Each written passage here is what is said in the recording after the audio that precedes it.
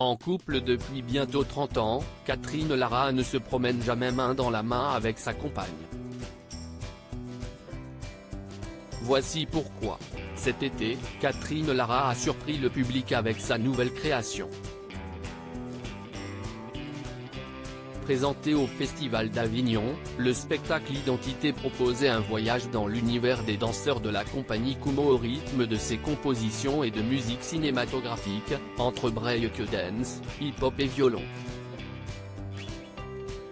Direction ensuite Saint-Jean-Cap-Ferrat où elle donnera 2 concerts les 14 et 15 août prochains dans le cadre des Nocturnes de la Villa Étrussi de Rothschild.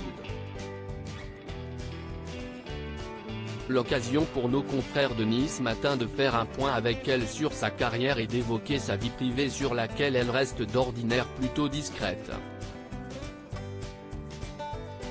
Catherine Lara n'a jamais caché son homosexualité.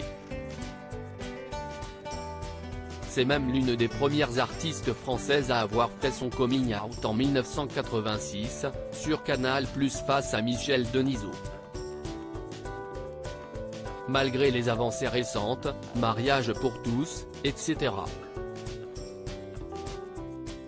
Les choses ne bougent pas assez vite au goût de la violoniste, ce n'est pas parce qu'aujourd'hui on a la paxée ou de se marier que les choses ont changé. Aussi ne se promène-t-elle jamais main dans la main avec la femme qui partage sa vie depuis 28 ans.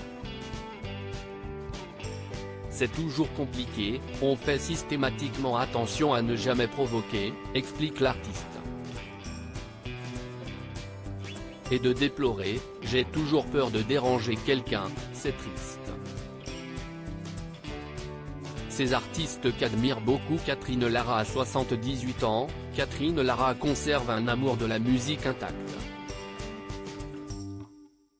Une passion qui lui a notamment valu de décrocher le premier prix de musique de chambre au Conservatoire national de Paris en 1966.